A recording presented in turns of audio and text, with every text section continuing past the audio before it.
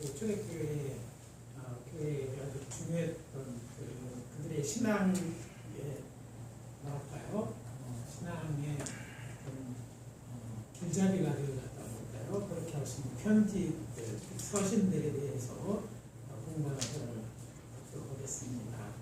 교재에서 드러나 있는 것처럼 이제 초대교회 부흥했지만 부흥하는 급격히 부흥하는 가운데 교회 내에서 또 교회 밖으로부터의 어떤 것들이 교회에 믿고 있는 신앙에 대한 다른 점들이 나타나고 그것이 이제 교회에 영향을 미치는 그런 것을 알게 됩니다.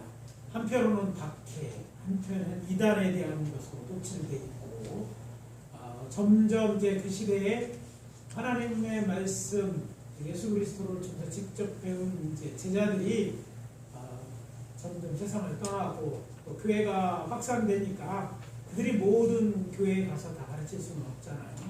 이렇게 문제를 겪고 진통을 겪게 되는 것을 알게 됩니다.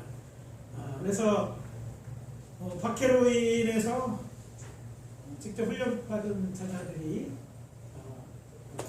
계속해서 죽어가고 또 교회가 확산되면서 이런 문제가 생기게 됐을 때 그리스도의 신앙의 신학을 정립시키는 일과 전통의 신앙을 계승하는 그런 문제가 필요로 하게 되고 이 필요에 대한 응답으로 교회는요 다른 어떤 걸 어떻게 취할 것이냐 회의를 통해서 결정합니다.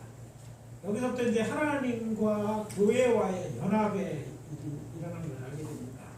하나님이 직접 말씀하시는 이제 성자 하나님까지는 이제 모든 해석의 권위가 예수님에게 있었다면 그 이유는 예수님의 그 하신 말씀 위에 것들은 성령 안에서 이제 거룩한 모임인 교회가 이런 것들을 결정하게 되고 또 그것을 인정하면서 되어지는 것을 알게 됩니다. 뿐만 아니라 또 이미 이제 그때에 대해서 알고 있는 사람이 추구하는 시점에서 이것들이 계속 전해지기 위해서는 그 내용 알고 있는 사람들 또 직접 알고 있는 사람들의 제자, 즉 속사도들에 의해서 예수님 당시에 있었던 예수님의 가르침이라든지 또 신학적으로 이제 정리됐던 어떤 부분들을 편지라는 형식을 통해서 이것이 이런 필요들이 채워졌음을 알게 됩니다.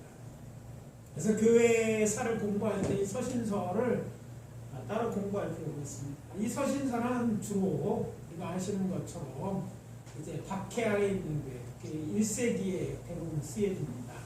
그래서 기록한 내용들을 보면 예수님의 제자와 속사조 정도까지의 이해 쓰는 기록들을 성경으로 받아들이고 그래서 그 성경 안에서 우리가 신앙을 세워나가는 것을 알게 됩니다. 그래서 결정적으로 이제 성경이 확증이 되죠. 언제냐면 카르타고 해외에서 성경이 정경으로 신학에 있는 들어오면 거기가 이제 신학의 기본이 되게 됩니다. 우리가 알고 있는 구약 성경은 이제 유대인들도 전통으로 갖고 왔는데 이것들이 이제 정경화 작업이에요. 어떤 것이 정말 성서 권위가 있느냐를 생각해서 유대인들이 바벨론에서 이제 바벨론 돌아온 다음에 여러 가지 일이 있었고 다시 예루살렘이 로마에게 멸망 다음에 예루살렘에서 이제 살 수 없게 된 유대인들이 흩어져서 특별히 유대 교회에 수뇌부라고 할 수 있죠. 랍비들이 많이 가서 얌니아라는 곳입니다. 여기 보면 지중해에서 요파 바로 밑에 이렇게 삼각형처럼 그려지는 그곳에 얌니아라는 곳이 있는데 그곳에 이제 많이 모여 살게 되어서 유대교의 중심이 된 거예요. 예전에는 뭐 묻거나 따질 것도 없이 예루살렘이 중심이었는데 예루살렘에서 다들 이제 있을 수 없게 됐죠. 많은 사람이 죽기도 했지만 유대인들은 이제 그곳에 있지 못하게 되면서 점점 이제 일부는 남아있지만 뭐 거의 다 폐허가 된 데이 나뉘기 때문에 얌니아에 모여서 이렇게 얌니아에서 이제 얌니아에서 이제 다음에 트리폴리 갈릴리 왕국의 수도였던 거기서 이사를 하긴 하는데 이 얌니아에 있을 때 정경이 확정됩니다. 얌니아에서. 그런 신학시대의 교회는요 구약 성경들은 이 유대교의 전통적으로 이제 인정이었던 이걸 그대로 받아들입니다.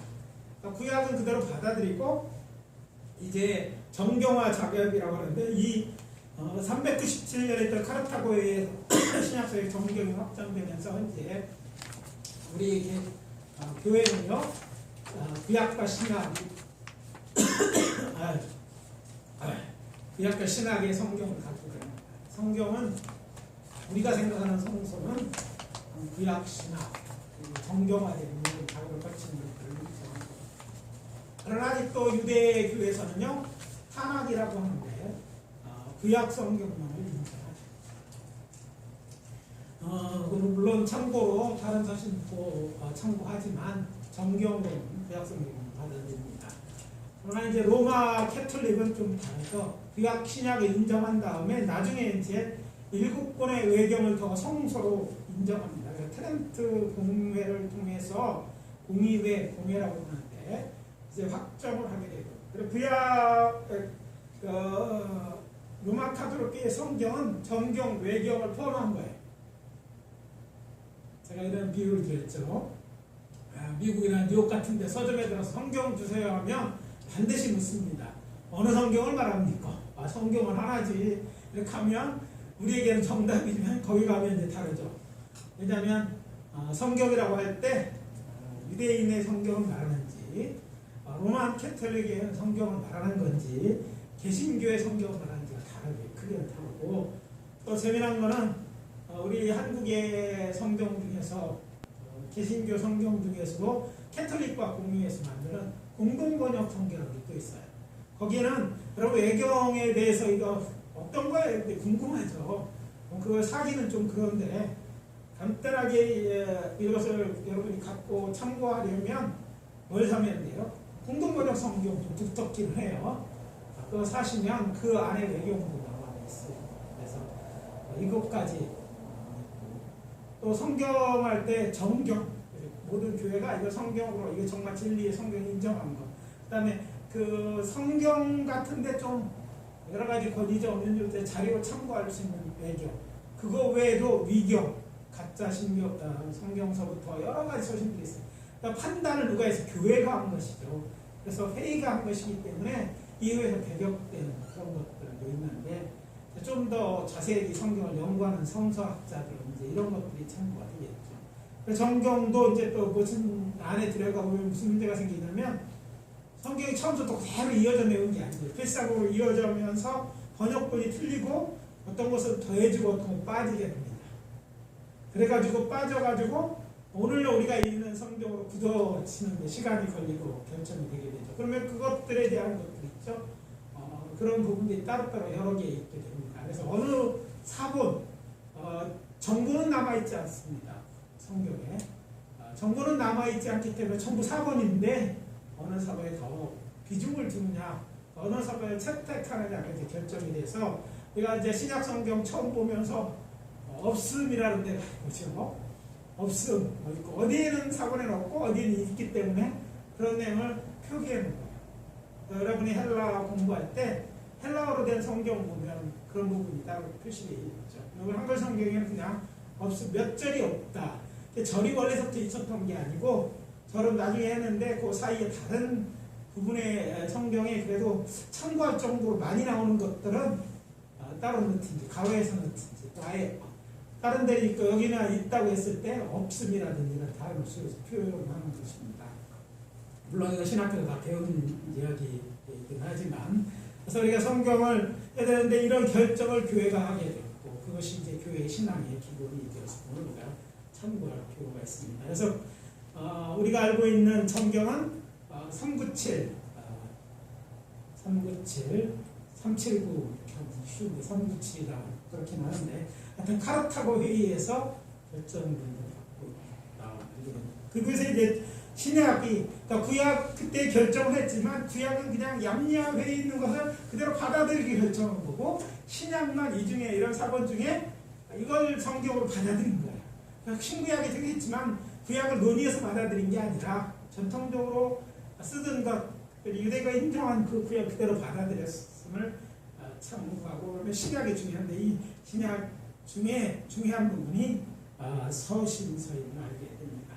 그래서 성경 들여다보면 개신교육정에서 본 신약 성경은 어떤 거냐?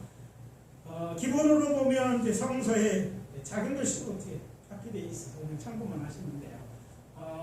신약 성경에는 역사서가 있고 그 다음에 체험을 근거로 한 그런 내용이 있고 예언서 이렇게 나눌 수 있죠. 그래서 이제 그 역사서도 복음서라고 얘기하는 그리스도의 역사를 다룬 책이 있고 이어지는 교회 역사를 가르치는 사도행전이 있습니다. 그래서 교회는 역사서, 구약성경의 앞에 보면 사실 구약성경도 역사서가 있고 선지서가 있고 율법서가 있는 것처럼 신약성경은 이제 역사서, 복음서라고 되어있는 그리스도의 역사, 그 다음에 교회 역사에 대한 그 다음에 선지서에 대한 얘기, 그 다음에 예언서. 예언서는 한 권이죠. 그 요한계시록 한 권이죠. 그래서 그것들로 나눠질 수 있다. 그래서 한눈에로 나눠보는데 복음서는 4권이고 역사는 한 권이고 묵시문화, 요한계시록, 계시록이나 선지서, 묵지서 같은 이제 뉘앙스를 갖고 있는 비슷한 말인데 이것도 있고 서신서, 교회들 이렇게 대개 주어졌던 성경인데 이것도 구별한다면 사도 바울이 제일 많이 성경을 쓰게 되죠. 13권, 또 각자는 이브리서까지 넣어서 14권이라고 했는데 그 13권, 그 서신은 바울 서신이라고 하고 또 그 외의 서신은 일반 서신 8권 이렇게 구별합니다. 근데 바울 서신도 들어가 보면 바울이 교회에 보낸 성경이 있고 또 교회에 보냈는데 감옥에서 특별히 보낸 성경이 있고 또 목회자를 위한 목회 서신이 있고 개인적인 서신이 있습니다. 이런 것들을 구별해 놓고 있어요. 이건 뭐 성서신학 할 때나 그런 얘기입니다. 그래서 오늘 제일 먼저 우리는 바울 서신을 살펴보는데요. 바울 서신을 순서대로 이렇게 표시되어 있습니다. 서신서를 보시면 바울 서신이 되겠는데 바울 서신 13권으로 되어 있죠. PPT보다는 좀 참고하시고 PPT가 문제가 생겼네요. 이게 이제 화면을 바꾸다 보니까 줄이 옆으로 가면서 교회자가 안 오니까 폭이 좁아져가지고 뒤로 좀 밀렸는데요.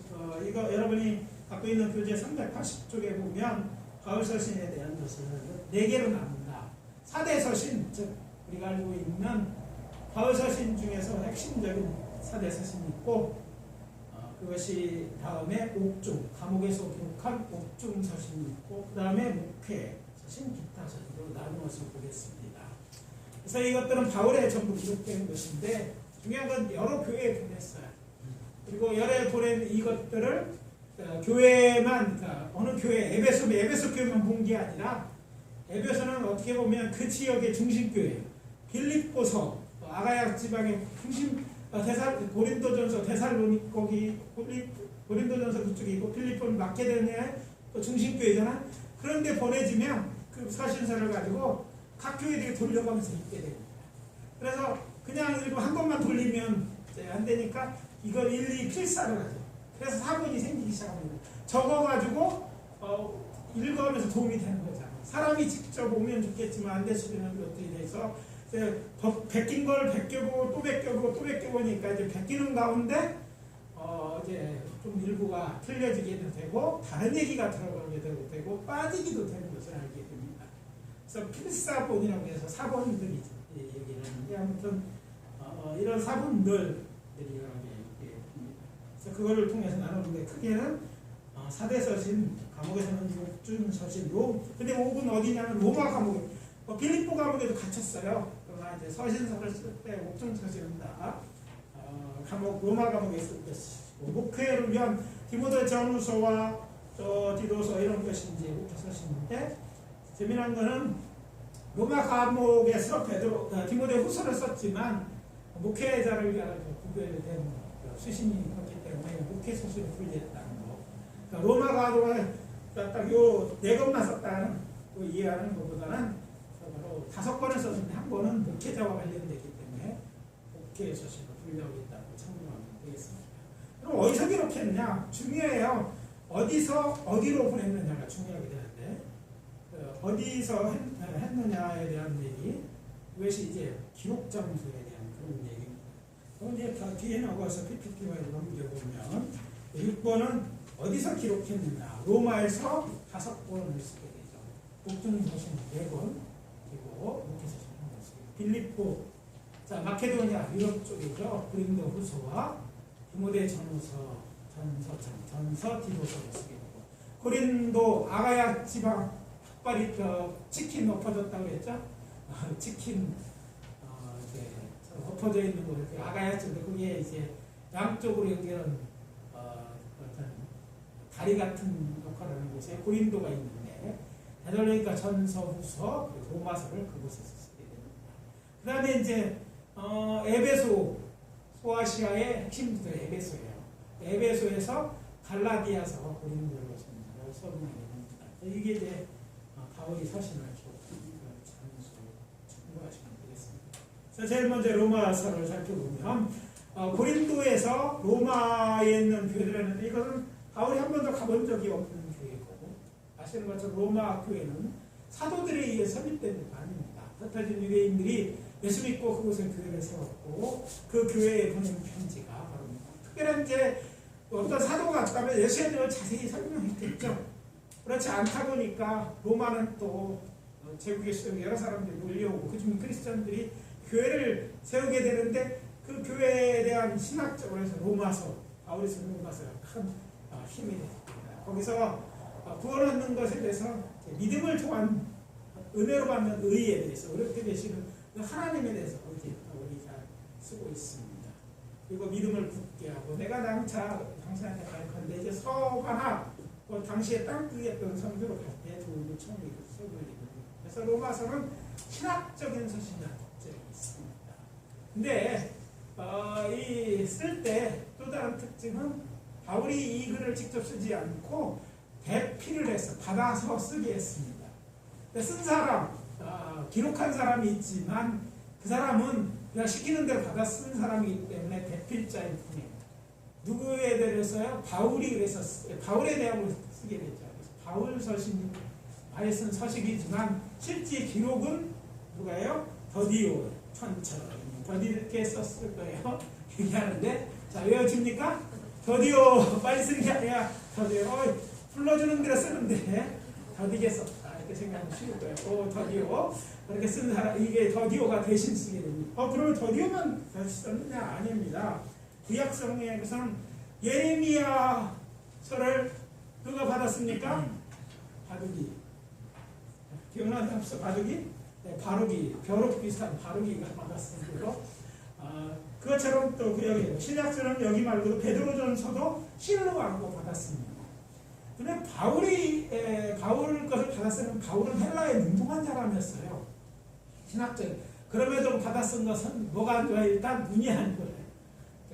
눈이 좋지 않았기 때문에 받아쓰는 일을 대피를 해서 대피를 하게 되고, 베드로는 어떨까? 베드로는 사실 아시는 것처럼 어부였어요. 기본 교육은 했어요. 최초로 주일학교처럼 어린이날서 정식 국가적으로 학교 교육이 이루어진 나라가 이스라엘이고, 그게 이스라엘의 그 역사에서 하시몬 왕제 때 있었다는 얘기를 드렸어요. 그것도 여왕 때 여왕이 한 명 나오죠. 그때서부터 이제 국가에서 기본 교육을 다 시키게 되는 성서를 통해서 글을 가르치는 것, 초등교육 과정이 있고, 중등교육자는 이제 거기서 좀 하는 랍비라든지 이런 사람들 시켰는데, 적어도 바울은 무식한 게 아니라 기본 교육은 했어요. 우리나라 식으로 생각하면 안 돼. 기본 교육은 다 끝낸 사람이에요. 그러나 그렇다고 그가 그곳 살고 있다는 보통 아람어를 말했는데, 아람어, 일반 헬라어는 좀 알죠. 우리 영어 정도 얼마요 이런 거 물을 수 있고 얼마 거슬러 줄 수 있잖아요, 대부분. 근데 뭘 기록한다는 게 다른 일이죠. 그래서 그것의 기록자로서 헬라어를 통해 이브리어나 아람어에서 실로아노로 번역한 게 아니라 대피라고 해서, 그래서 성경의 그런 언급을 통해서 대필했다는 것을 알게 됩니다. 로마서도 대필이 됐는데, 로마서를 대필하게 된 경우는 그가 감옥에 로마서를 대필했을 때 그때 이제 눈이 좋지 않았기 때문에 고린도에서 대필자를 다 더디지만 대필자가 쓰게 했다는 것을 알게 됩니다. 그래서 쓰다 보면 이런 게 있어요. 그가 쓰는 특이한 점들이 있어요. 표현할 때. 저도 이제 글을 여러 번 쓰다 보면 그걸 느껴져요. 표현이. 그런 것처럼 그런 것들이 나타날 수 있음을 알게 됩니다. 그래서 쓰게 됐는데 중요한 거는 그가 쓴 사람이죠. 제가 이제 헬라어를 하실 때 특별히 신약을 얘기할 때 구약에 대한 얘기를 자주 합니다. 하는 이유가 뭐냐면 쓴 사람이 중요하거든요. 바울이 하는 대로 받아 쓴 것처럼 바울이 어떤 글을 헬라어로 표현합니다. 근데 중요한 거는 바울의 생각이고 신약 성경의 저자들은요 다 유대인 크리스천이에요. 주이시 크리스천. 그러니까 그 사람들은 다 유대인이었어요. 율법에 잘 알고 있었고 율법에 대한 삶을 살았던 사람이고 그들은 그때 당시의 사람들은 우리처럼 기독교뿐만이 아니라 유대계 전통에서 자랐던 사람, 거기다가 예수 영접하고 예수를 배워왔던 사람들이에요. 그렇기 때문에 헬라어에 오늘 학자들이 놓치는 것처럼 신약 언어로 번역하면 늘 제가 하는 얘기가 이 사람들이 어떻게 히브리어를 어떻게 이해해서 헬라어를 어떻게 표현했느냐를 관심 있게 봐야지 헬라어를 어떤 사회인데 그 당시 헬라어를 쓰는 사람들이 표현한 말을 빌려 쓰지만 그들의 생각은 뭐예요? 히브리적이었다는 걸 놓치면 안 된다는 얘기를 하고 있는 거예요.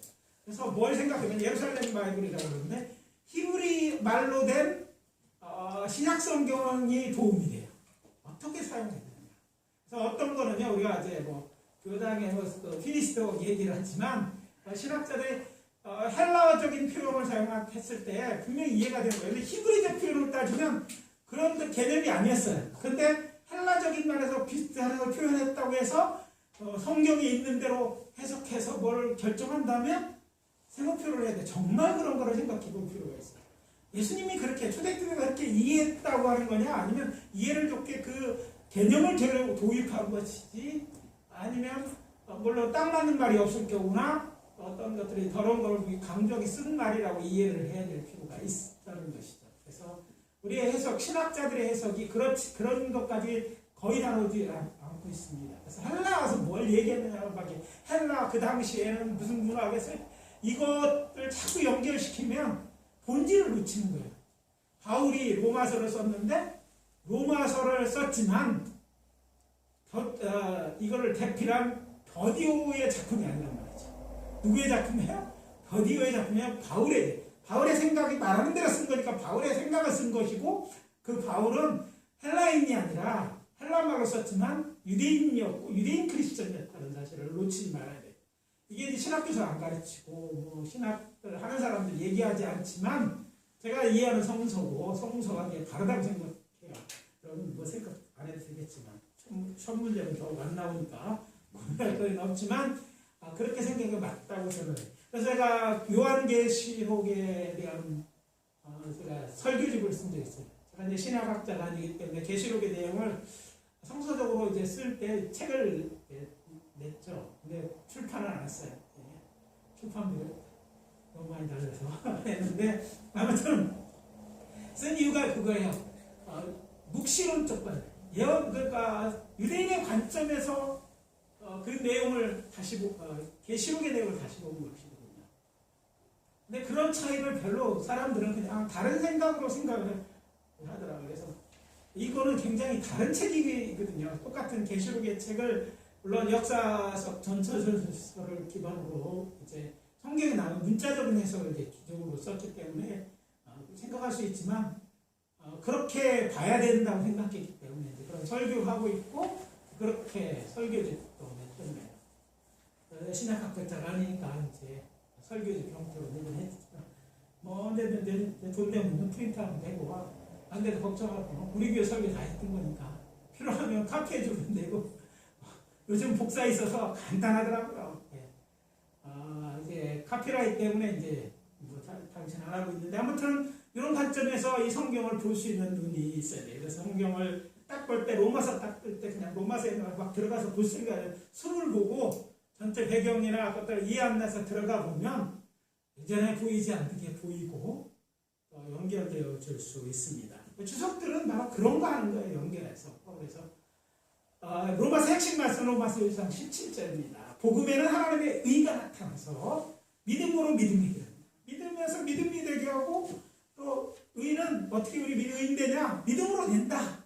이게 뭐 다른 얘기겠죠. 여태까지 행함을 통해서 뭔가 해야 된다고 생각하는 사람은 충격적인 이 안에서 모든 사람의 구원을 얻을 때는 하나님의 정말 가장 쉽고 가장 보편적이고 모든 사람의 구원을 하나님의 사랑과 은혜가 듬뿍 담긴 구원의 방법. 그러니까 결국 이 생각을 이렇게 해야 돼요. 믿음으로 구원을 얻는 것이 아닌 뭐냐면 우리가 의로워야지 구원을 얻는데 그 의를 믿음으로 얻는 의라는 얘기예요.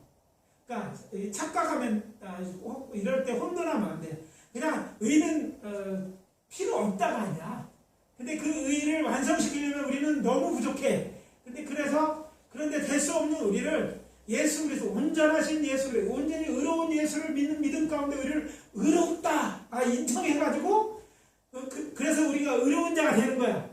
삶이 아니라 그렇게 돼서 의로운 자니까 예수의 의를 덧입었으니까 하나님의 자녀가 되었으니까 의로운 자라 인정됐으니까 구원에 이르는 거예요. 하나님은 결코 의를 필요 없다고 한 적이 없다는 거죠. 근데 자꾸 이제 율법과 복음을 대조시키면서 사람들은 마치 뭐를 행해야 된다고처럼 말하거나 행하는 필요 없다고 얘기하지만 성경의 말씀을 깊이 들어가면 필요 없는 것도 아니고 여태까지 하나님이 다른 하나님이 아니기 때문에 동일한 하나님이세요. 단지 행해서 그 의를 인정받는 것을 못하니까 그래갖고 구원받은 사람이 없어. 대신 우리는 예수의 의를 믿음으로 그 의 때문에 사는 거예요. 우리도요 예수 믿는 자 되었기 때문에 예수 안에서 의로운 자로 인정받은 구원을 얻는 거예요. 하나님 편에서는 우리를 의롭다고 보시고 구원해 주시는 거예요. 그래서 그냥 우리가 믿음이 있기 때문에 구원한다는 믿는다는 예수의 의를 내 의로 삼는 거고 하나님은 우리를 볼 때 공적으로는 의인이니까 해주는데 예수의 의를 보시고 우리를 구원해 주시는 거지. 그러니까 우리가 도덕적으로 마음대로 살아내는 게 아니라니까요. 성화의 개념도 그렇게 이해하기 때문에 일시적인 피니시드 워커에 대해 동의하는 이유가 거기에 있는 거예요. 그러니까 우리가 신분, 하나님의 자녀가 되는 거, 의롭게 되는 것, 예수를 믿음을 통해서 즉 우리가 회심이라는 과정 속에서 이게 완성되어진 것이고, 근데 사실은 아직은 연약하죠. 아직은 의로운 생활을 못하고 의로워져야 되잖아요. 그게 이제 성화되어진 것이 아니라 점점점 우리의 성화됨에 걸맞게 우리가 성숙해가는 거예요. 예수처럼 닮아가는 거죠. 네, 근데 닮아가는 것으로 보니까 이제 거룩하게 점점 되어지는 거 아니에요. 성화로 볼 수는 있지만 히브리적 개념에는 그래서 이것이 아니라 더 재미난 거 여러분 학자들은 아니지만 참고로 히브리어는요 두 개 됐어요. 완료 비완료만 있잖아요. 완료됐다. 징인데 이거 둘밖에 없어요. 구원은 완성된 표현이라고 해요. 앞으로 되어지고 가고 있는 것에 성화하는 그런 개념인데 그 구약에서요 의롭게 되면 일순간에 모든 게 끝나요. 자, 아론이 완벽해서 제사장 된 게 아니에요. 아론을 불러가지고 아론을 제사장으로 세웠어. 거룩하게 만들었어. 여호와께 성결하라 표 붙이고 너는 제사장이야. 그러니까 제사장이 됐음에도 불구하고 점점 제사장이 돼가는 게 아니라 제사장이 돼서 거룩한 신분이 되었음에도 불구하고 모세가 좀 늦게 내려온다고 대끈한 게 나 금을 다 갖고 와 금송아지 만들었다니까요. 이거 보면 이럴 수가 있느냐 하는데 우리가 거룩한 직분을 얻었고 거룩하다 인정되었음에도 불구하고 그거는 아직은 그건 인정받았지 그 내용이 한 건 아니잖아요. 그런 거를 범할 수 있죠. 그러니까 더 미성숙한 부분이고 우리가 돼야 될 부분이 있지만 그 직분을 패하지 않으셨어요. 그러니까 어떤 그런 완료 제사장으로 직분으로 대제사장 인정함으로 끝났어요. 그는 거룩하다고 인정하시는 거예요. 그만 성소에서 지성소에 들어올 수 있는 자격을 부여하셨다니까. 모세보다 더 의로워서가 아니라 그것이 한 게 아니라 그렇게 인정하신 거예요. 완료, 이롭다 인정, 거룩한 제사장을 인정하시고 들어오도록 허락하셨고 하나님의 나라, 지성소와 성소는 하나님의 전에 나갈 수 있고 없는 게 굉장히 중요해요. 그래서 신약 성경을 우리가 읽다가 특별히 예수의 십자가 사건 속에서 성소에 의해서 나한테 끊어졌다, 갈라졌다. 이거는 지성소와 성소의 구분에는 휘장이 갈라졌다는 의미인데 그걸 왜 거기다 기렸을까? 사람이 하나님께 나게 하는 길이 열린 거야. 그 이상은 뭐지? 그런 인정된 자만 들어갈 수 있는데 예수는 혼자 들어갈 수 있는데 그에서 인정받아서 이제는 하나님에 갈 수 있는 길로 하나님 앞에 나갈 수 있는 길이 열린 거예요. 예배는 그래 우리가 성화되어지기 때문에 와 있는 게 아니라 하나님은 먼저 우리를 성화로 인정하셨고 자녀로 받으셨어요. 그게 친분의 얘기예요. 그러니까 우리가 그 하나님 앞에 나갈 수 있는 거예요. 단 우리의 모든 건 하나님의 은혜로 된 거야. 그만할 것이 아닌 것은.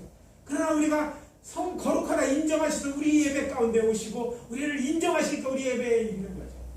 정말 인정받은 만큼 우리를 채우면 하나님의 주문 임재의 역사가 또 나타나요.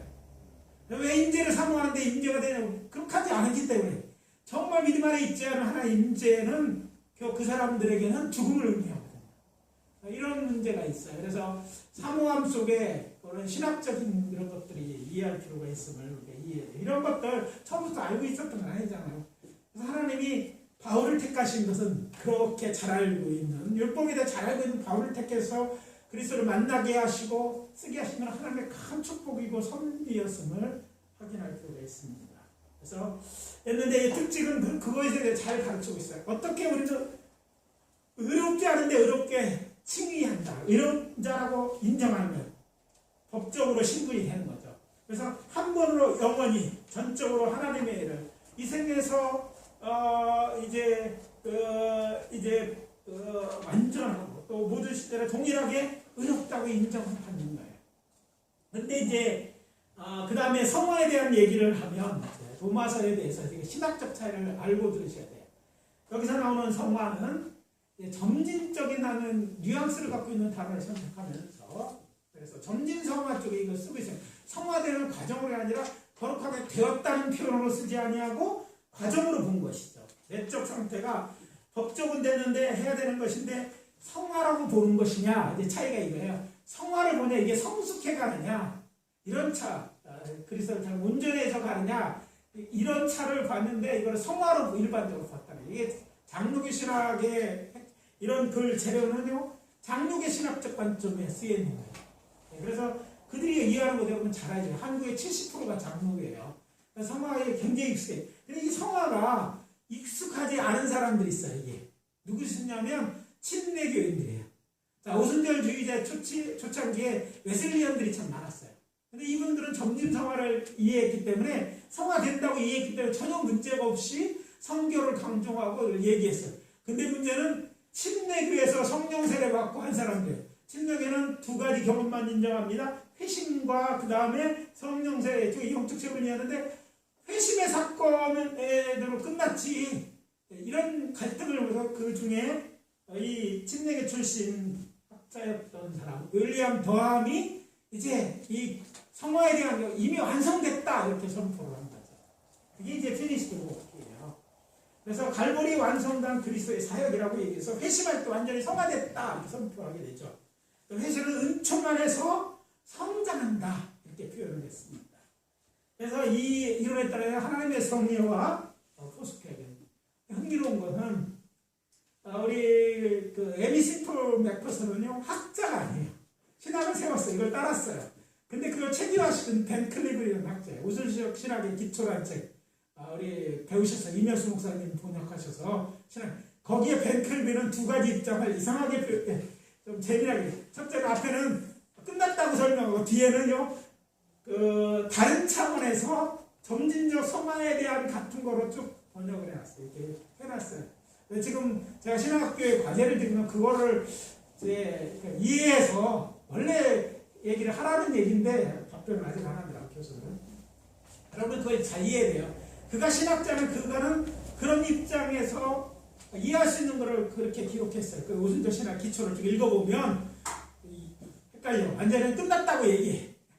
근데 내용을 보면 점진적으로 성화되는 걸로 써요. 똑같은 단어를 그런 관점에서 썼기 때문에 다른 차원으로 설명하고 있어요.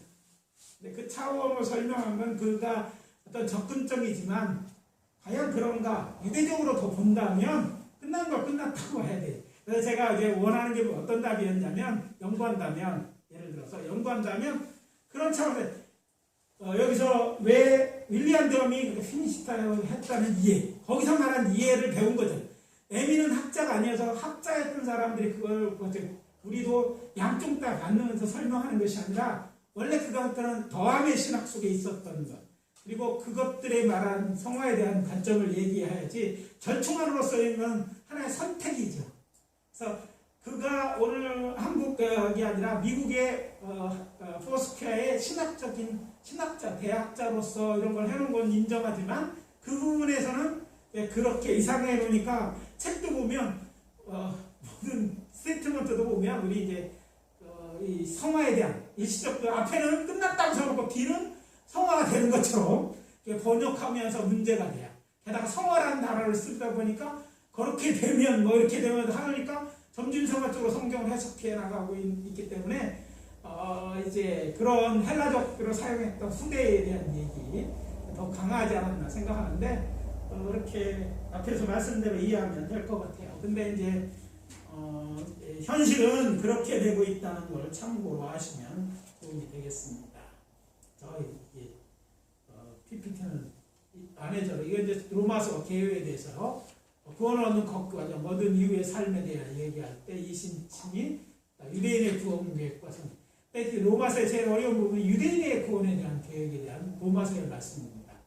이게 좀 희한한 거는 믿음을 통해서 구원을 얻는데 마지막에 대한 아주 기회를 또 주는 이런 내용들이 담고 있기 때문에 나중에 이제 따로 할 때 이에 대한 정말 이해를 하고 그래서 이제 이건 장로교적 개념에서 볼 때 칭의가 있고 생티피케이션은 성화가 있고 그 다음에 영화가 있다. 영화는 이제 다 인정하죠. 안영화도 영화지만 마지막 단계 죽음으로부터 구원의 완전한 상대 다들 그래요. 점진들 그때는 다 완전하게 될 것이다. 아직은 구원받는 과정에 있다. 뭐 설명하시죠. 그러나 우리의 최종선 이미 우리가 그 믿음 안에 있으면 이건 약속받아 온 거죠.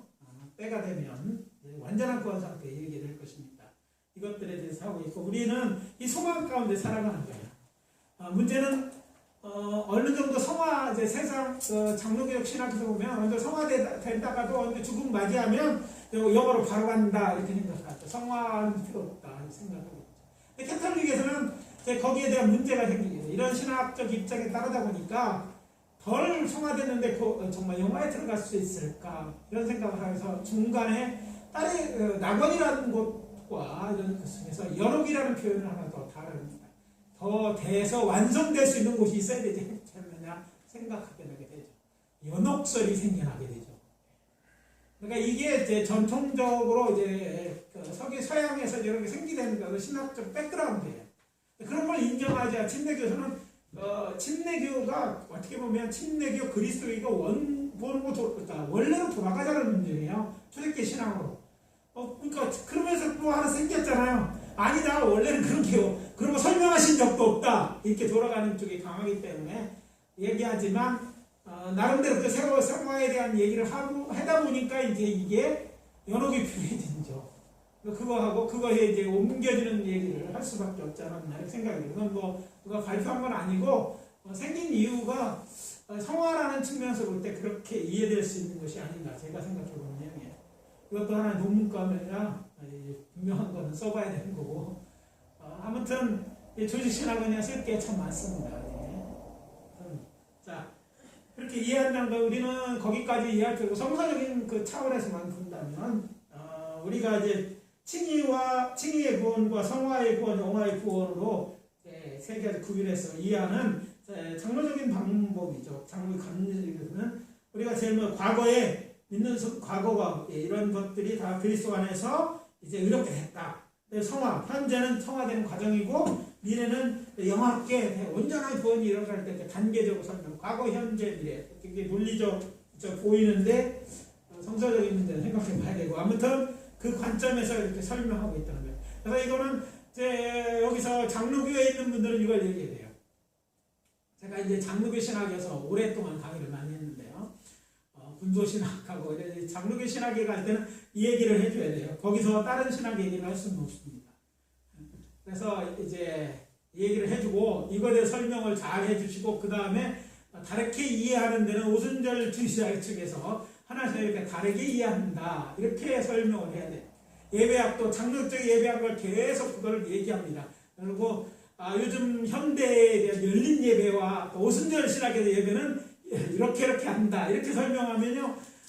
다 아멘하지 잘릴 염려는 없습니다. 그러나 내거 옮기면 당신이 왜 우리 장로교 신학에서 가르칩니까? 이제 당신은 왜 우리 교단에 있습니까? 이렇게 얘기해요. 그래서 이건 얘기할 때 그 교단의 신학, 내가 속해 있는 교회의 신학들을 여러분 신학자들이 아니라 그 사람들은 그렇게 헷갈리게 할 필요는 없어요. 그대로 가르치면 돼요. 우리 교단의 뭐 교회가 우리 오순절에 성령 세례 뭐 이런 걸 다 은사를 다 부인했어요. 그러니까 대강 막 전화 오고 이게 우리하고 틀리잖아요. 뭐 틀린 건 근데 너무 심했지. 거기서는 좀 지혜롭게 그냥 본인이 장로교 출신이면 이해가 가는데 본인이 안면대로 공개적으로 그거 아니라고 얘기하면 총맞는 일이고 그렇게 하면 이거는 가만히 둘 수가 없어요. 목사를 못 총회장이 목사를 뭐 일리 있는 얘기예요. 그러나 못 도와줄 수가 없어요. 이런 경우는 아닌 건 아닌데 그건 당신이 갖고 있는 거 당신이 배운 거 이해가 가는데 그 교회에서는 성도들의 그 얘기를 하면 안 되는 거지. 해로운 일을 사고친 거를 땜빵치 해줄 마음도 없고 그렇다고 그러면 신학적으로 문제가 되는 것도 없고 그래서 이제 에러상에서 뭐 본인들이 목회자를 받아들이면 어떻게 해요? 뭐 이렇게 하고 말하고 우리 신학적인 입장 분명히 얘기하는 걸로 끝내서고 그 얘기에 문제되면 도와줄 의사도 도와줄 수도 없어요. 여러분도 마찬가지. 여러분의 목회 현장에서 우리는 이 교제를 할 때 우리 성도들 이게 교회제가 옳고 그르고 신학자가 네가 맞고 내가 하나님이 누구나 제일 잘한다고 우리가 우리가 이해하는 방법인데 내가 이해하는 것과 다를 수 있거든. 그래서 다른 교단에 있는 분들에게 이걸 강요할 필요는 없어. 본인이 하더라도 본인에서 이해를 해야 된다는 거예요. 그러나 일반적으로 다 바뀌었는데 본인은 옛날 할아버지들을 하고 거의 지지하지 않는 옛날 얘기 갖고 하면 떨어진 거고 새로운 얘기를 해줘야 되지만 신학적으로 변화가 없고 이게 또 일면에 의롭게 해야 된다는 면에서 주는 아주 매력이 있어요. 그러니까 이게 좋은 학설 중에 하나죠. 우리가 다 동의를 할 수 없어도 그렇게 하는 것에 대해서 정죄하거나 그렇더라고요. 왜? 우리는 교회에서 이단을 정죄할 때 우리하고 틀리면 이단이라고 말합니다. 이 예장은 또 그래요. 무조건 자기하고 틀리면 이단이래. 왜 이단입니까? 얘기도 못해. 그냥 이단이에요. 그냥 이단이 어딨어. 이단 얼마나 무서운 말인지 몰라요. 하나님 앞에 엄청나게 무서운 말을 해요. 거기에 닮아서는 안 될 줄 압니다. 뭐 다르게 생각하는데 이단으로 정죄하지 않는 부분. 여기서부터 여기까지 극단적인 칼빈이도 이단이고 극단적인 아레미안주의도 이단입니다. 그러니까 이 안에서 크게 벗어나는 성서적 증거가 있는 것이고 해석할 분이 있다면 이해해 주셔야 돼요. 그럴 수도 있고 그렇게 설명하라고 얘기해. 그러나 우리 입장도 얘기해요. 우리가 다르게 생각하는 이유 서로 이해하고 화합해 가야지. 그리고 나머지는 죽게로 가서 물어볼 것도 없을 거예요. 가서 다 해결되겠지만 우리의 이게 또 장점이 될 수 있어요. 한 가지 꽃만 있으면 별로 안 어렵잖아요. 이 꽃이 딴 꽃하고 좀 달라서 예쁘지만 보면 다양한 색깔의 다양한 꽃이 있어서 아름다운 것 같이 크게 다르지 않는다면 하나님을 향하게 하고 한다면 그렇게 이해하는 틀이 우리가 볼 때 더 낫다 안 낫다. 내가 볼 때는 이게 확실하다고 믿지만 다르게 생각하는 걸 정죄하거나 할 필요는 없어요. 신학교 장에서는 해야 돼요. 누구는 지지하고 난 이래서 반대합니다. 이런 걸 해야 되지만 여러분이 같은 성경을 가르치는 현장을 신학교 토론장으로 만들면 실패하는 거예요. 그래서 기본적으로 이해하고 다르게 생각한다면 조금 더해서 이렇게 하는 사업자인데 얘기해. 그러면 이제 끝나고 나면 꼭 물어요. 목사님은 어느 쪽입니까? 교수님은 어느 쪽으로 있습니까? 그럼 웃으면서 나는 이쪽의 입장을 얘기하고 그걸로 끝내면 양쪽 상처 안 받고 괜찮을 거예요. 그래서 그런 건 충분히 이해될 문제예요. 충분히 그럴 만한 성서적 증거와 또 그런 전통이 교회에 어떤 불이익을 준 건 아니거든요. 이해하는 건 하나님 하시겠지만 그런 거를 이제 포함해서 하나님께서는 교회에 위임하신 거예요. 교회에 있는 사람들이 완벽하지 않잖아요. 모든 걸 다 하지 않아도 위임하고 그들이 결정하시는 게 하나님이시라니까. 하나님은 우리에게 신학책을 주신 게 아니에요. 그걸 이해하셔야 돼요. 그래서 우리가 선택하고 하는 것들을 존중해 주시는 거예요. 물론 뭐가 정확한 점은 하나님만 아시죠. 그러나 이해했던 부분 안에서 서로 이해하고 싸우다 합니다. 그래서 이제 유대인들의 신학에 블락디아리라는 게 있어요. 블락디아리. 동전의 양면이 전혀 다르죠. 근데 동전은 하나인 것처럼 이쪽 저쪽이 달라요. 그렇다고 해서 하나가 아닌 게 아니에요. 양면이 있는 것처럼. 우리 동양인들은 그래서 성경을 훨씬 더 이해하기 쉽습니다. 동양은 그런 사고에 익숙해요. 근데 헬라어적은 언어도 그렇고요. 딱딱 떨어지니까 앞이 아니면 뒤지 뭐 이렇게 해요. 앞뒤도 있는 걸 어떡하란 말이에요. 그것처럼 근데 히브리적 개념에는 그런 걸 이해합니다. 서로 다른 얘기인데 하나로 이해돼요. 그러니까 히브리인들의 이해에 대해서 이런 거예요. 한 예를 들면 아우슈비츠 수용소에서 유대인들이 하나님은 계시냐 없냐 논쟁이 벌어졌어요. 랍비들이 나오고 신나겠어요. 그래놓고 막 코피 뒤에 했는데 결론은 하나님은 없다 했어요. 하나님이 있으면 일어날 리 없어요. 이렇게 다 해놓고 안식일이 됐습니다. 오늘은 안식일입니다. 하나님을 예비합시다. 그걸로 논쟁이 끝났대요. 결론은 하나님은 안 계신다는 거였어요. 그러나 이제 안식일이 됐으니까 다시 예배로 돌아오는 거예요. 우리가 볼 때는 이해가 안 되죠. 그거하고 다른. 그러나 이 동역들 우리 생각은 정말 없는 것 같아 하나님이. 그런데 우리가 그럼 있으면 좋고 있어야 돼. 그리고 그 하나님이 우리가 생각하는 거와 다른 결정을 하신 거잖아요. 그래도 하나님이셔요. 그러니까 예배는 또 드려야 되는 거예요. 이런 것들이 이제 동양적인 이해가 되는 것이고 성서의 문제가 앞뒤가 다른 것인데 같은 면에서 이해할 수 있는 그런 것들 소수의 부분들을 위한 어떤 부분도 있거든요.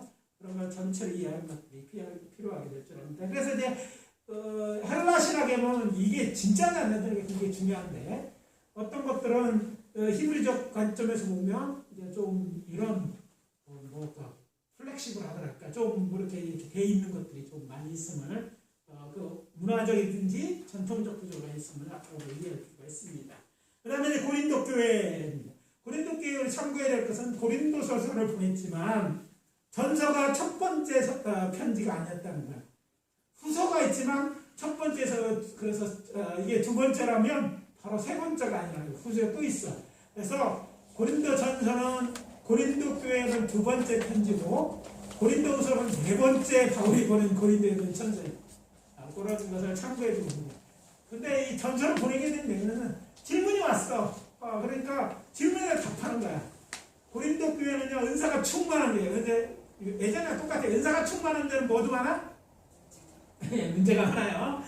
은사가 많은 곳에 역사하는 곳에 악령도 역사해요. 되게 재미나요. 이게 우리가 영적 사역을 해보면 분명히 있습니다. 그것처럼 고린도 교회 성서적으로 봐도 은사가 충만했는데 문제가 많았어요. 그러니까 우리가 잘 알아요. 이런 똑같은 우리를 보냅니다. 그래서 제가 이제 앞으로 목사들을 재교육시킬 때 세 가지를 수창이 하는 것처럼 강조하겠다고 생각하는 것 중에 하나가 뭐냐면 인격적인 부분이에요. 다른 거예요. 그러니까 우리가 말씀도 잘 알아야 돼. 능력 충만해야 돼. 그래서 기적기 그걸로 성공하는 게 아니라 정말 성공하는 게 성공. 하나님의 교회를 든든히 세우고 계속하려면 목사가 인격적인 것까지 이 세 가지가 다 돼야 돼. 이 세 가지를 다 돼야 되는데 신학교는 제일 마지막 부분은 다 힘들어요. 그러나 그것이 목사의 보이지 않게 영향을 미칩니다. 이것만 잘해도 딴 것이 별로 시원찮아도 목회가 되더라고요. 왜 뜨거워야지? 그래 성도가 부흥하고 뭐 일이 일어나. 그래야지 가요. 근데 그런 교회는 항상 문제가 많아. 그래서 한 번에 샥 많이 왔다가 한 번에 싹 가. 뭐 이런 거예요. 목사가 막 올라갔다가 다음 달에 무슨 보면 다 빠지면 이 천당과 지옥을 왔다 갔다 한다고요. 그러면 말씀에는 너무너무 좋아. 할렐루야. 근데 여러분만 좋아요. 같은 사람들은 그게 뭔데? 뭐 내가 볼 때 별 차이도 의미도 없구만. 그럴 수 있어요. 기피할 때 말씀을 가르칠 때 약점은 장점은 빌던에 세울 것 같은데 너무 이제 가르치다 보니 가르치는 이론을 얘기하고 다른 점이 있고 오히려 가르침이 문제가 있었어요. 그럼에도 불구하고 뭐 해야 돼? 가르쳐야 돼. 이 세 가지가 균형이 필요하다 생각을 하고 앞으로는 이 세 가지 균형 있는 게 필요하다 생각을 합니다. 그래서 학적인 경우에 있으면 안 되고요. 일반 학교, 심지어는 오순절 쪽의 역사도 글로 배우는 우리 신학교, 오순절, 안타까운 점이긴 한데 거기에 뭐가 없다? 이 성령의 역사는 따로 과목적이게 돼. 옛날에는 이 복음신학교 이 두 번째로 유명했어요. 군소신학교는 신학교였을지라도 비인가 신학자로 인정받은 건 그 교회 사람들 두 가지였어요. 그 교회 전도사님들은 아마 이제 전에 공부하셨으면 아실 거예요. 편파에 딱 그거예요. 제가 여러분의 근소신학교에 얻은 편파. 복음신학교는 무인가스 레벨이 다른데 가르치는 사람들이 수준이 다를 뿐 아니라 무엇보다 성령이 기도 많이 하는 사람이고 그리고 기도만 하고 헌신을 많이 하기 때문에 거기 전도사도 항상 오케이라고 그런 말을 많이 들어요. 그래서 거기서 공부한 것들 100% 다 인정한다는 군소신학교에 참 많았어요. 네, 선배들이 가서 부사역자로 쓰면 이렇게 열심으로 하는 사람을 이렇게 기도하는 사람 못 봤다는 거예요. 요즘은 이제 그 뒤에 부분은 얘기하고 싶지 않은 옛날 얘기가 되어버렸어요. 우리 교단 신학교 그렇게 열심히 기도합니까? 글쎄요. 뭐 기도는 강조하죠. 근데 우리가 아직 약해져 있던 부분이 그 부분이에요. 옛날에 강했는데 지금 약해. 강화시켜야 돼. 근데 이거 둘에도 교회는 잘 안 되는 거예요. 인격적인 부분에 대한 문제가 있어요. 이게 다 교회에 되는데 오늘 완벽할 수는 없어요. 그러나 지금보다 나아지려면 어느 부분이 약한 점을 봐야 돼요. 그래서 이제 그 교회 성장을 보면 그 술통 같은 통 얘기를 하잖아요. 약한 부분으로 그 높이 이상 성장하죠. 물론 아무리 많이 봐도 이게 옛날 그 술통 나무로 이렇게 했는데 그 중에 하나가 제일 어느 정도 다른 건 높이가 위까지 차 있는데 이것만 반 됐다. 물은 반밖에 안 찬다는 얘기. 성장에 대한 예우인데 우리가 목회자로서의 어떤 내용에서도 그런 부분과 한번 채워져야 되는 것을 알게 됩니다. 자, 다시 사대서 보고 빨리 하고 넘어가야 되는데, 자, 고린도전서 이렇게 보냈는데 고린도전서는 신령한 것에서 우리가 적어도 세 종류의 사람이 있다. 육에 속한 자, 육신에 속한 신령한 자들 구별할 수 있는. 보니까 이제 쓴자들도 들여다보니까 뭔가 구별이 있다는 걸 보게 되는 그런 내용입니다. 그리고 고린도 교회에 갖고 있는 그러나 그쪽에 배워야 될 건 신령한 분에 강했다. 은사에 강했다는 거. 그럼 우리에게도 이런 게 있어야 되고 또 제일 나빴던 게 오늘날도 신나게 교회는 타당이 있었다는 거. 다 한 당인데 예수당인데 자꾸 나눠 이건 바람직하지 않은 그래서 그거에 대한 편지를 써보내는 것들을 하게 됩니다. 그리고 뭐 결혼과 음식, 예배 이런 문제들은 상당히 신학적인 답변을 바울이 해주는 것을 알게 됩니다. 근데 고린도 후서는 이제 이런 내용이 어쨌든 것처럼 사도권을 변명하면서 그런데 거기 이제 중간 편지가 있었던 걸 알게 되는 그러니까 세 번째가 아니라 네 번째 편집을 알 수 있는 내용도 있고요. 자신의 사역을 변화한 게 도움에서는 헌금에 대한 얘기를 해주고 있고 또 고린도후서에 우리가 잘 아는 우리 교회 전통 중에 축도하죠. 강도와 설치는 뭐 강도질 해도 된다는 거는 강도권 이렇게 얘기하는데 축도권 뭐 얘기하죠. 목사만이 갖는 한국은 전통적으로 여기에 익숙해 있습니다. 그래서 목사만 축도를 하게 돼 있고 하게 돼 있는데 아무튼 축복의 그 당시의 초대교회의 어떤 축복의 모델이 될 수 있는 그런 내용이 나오게 되죠. 물론 이것은 민수기의 6장 20절에 나온 제사장의 축복권과 맥을 같이 하는 거예요. 그러나 제사장들의 축복과 우리는 다르죠. 성삼위 하나님으로 축복하는 것이고 거기 나오는 것들도 우리에게 도움이 좀 있습니다. 저는 이 제사장의 축복을 우리가 목합사는 제사장적 사역을 하기 때문에 1년에 이제 송구영신 예배 때 한 번 제사장 모든 성도들에게 해줍니다. 그래서 이제 송구영신 예배할 때 예배 끝나고 나서 각 가정들별로 앉게 하고 가정들의 동일한 이 제사장의 축복을 그날 제사장의 축복 기도합니다. 그리고 개인 기도 제목을 놓고 기도해 주셔서 이제 보통 이제 각자 이제 일찍 먼 사람들을 어린아이 있는 사람들 먼저 기도해 주고 마지막까지 모든 성도 한 명까지 그날은 다 이제 축복을 받게 하도록 하고 할 때 이제 사용하는데 뭐 여러분도 제사장적 의미에 있다면 구약의 하지 않아야 될 이유가 없고요. 그런 의미에서 우리가 또 필요하기 때문에 그 축복 기도를 어떻게 사용하든지 사용할 필요가 있습니다. 그러나 이제 성삼위 이름으로 하지 않는 그런 것 때문에 있지만 여호와 하나님으로 이름을 하는 것이고 또 원초적인 것이고 당시에 예루살렘에 있던 유대인 그리스도는 그렇게 제사장을 축복받았어요.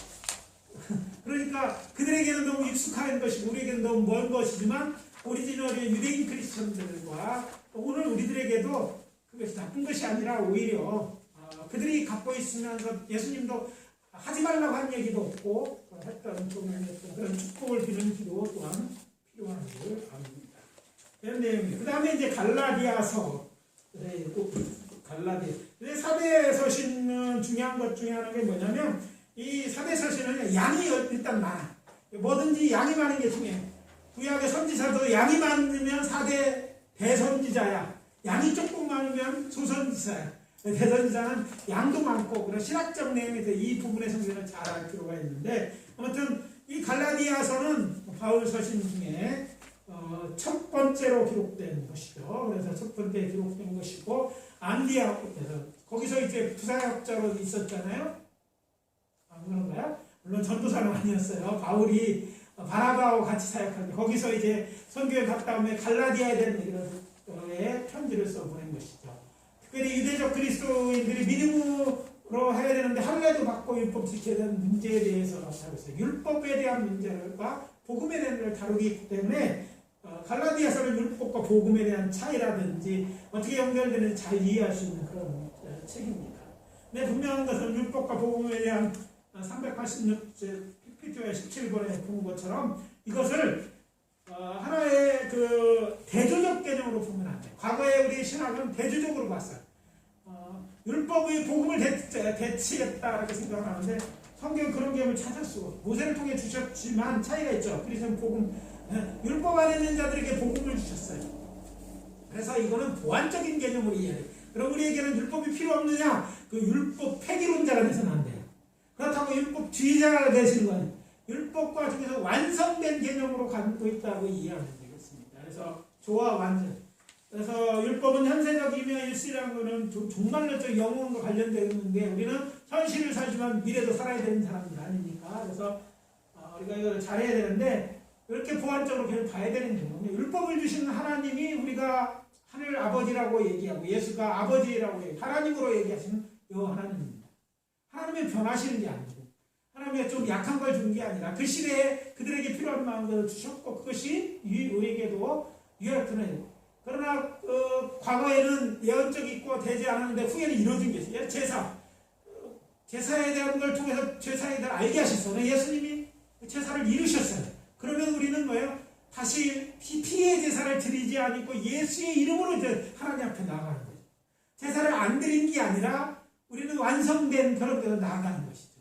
전에는 제물을 들고 하나님을 나갔다면 요새는 무슨 입술로 찬양하고 찬양의 제사로 이런 제사로 나가게 되죠. 선행의 제사, 참행의 제사 뭐 이런 것들이 나중에 잠깐 언급해 이런 제사로 나가는 거예요. 제사 드리는 하나님도 똑같고 제사를 받으시는 걸 봤는데 시대에 변한 것들이 보완하는 거예요. 이미 완성된 게 있고 계속되어져야 될 것이 있는 것이죠. 그리고 어떤 데는 그 위에 남아있는 자들을 위한 하나님의 은혜가 있어요. 더디 믿거나 이런 사람들을 위한 은혜가 있다는 부분을 인정해야지 앞에는 일어나고 틀렸다고 해서 하나님을 따질 사람이 있는지 모르겠지만 따질 이유가 있는지 모르겠어요. 그 6 정도밖에 안 돼서 해봐야 그래서 이제 그렇게 이해하는 것이 보완적으로 이해하는 게 되는 것이고 그가 이 일시적 율법이 주는 유익한 점이 있고 복음이 주는 유익한 점 특별히 우리가 뭐 율법을 지켜서 구원을 얻는다면 유대인 아니면 정말 힘들잖아요. 그런 여러 가지들을 생각해 볼 때 그렇게 이해하면 되겠습니다. 이제 쉬었다가 지난 시간 좀 길어져서 앞으로 딱 5분만 쉬겠습니다. 5분 쉬고 이제 2부 이어서 하겠습니다. 수고하셨습니다. 자, 이렇게 마시고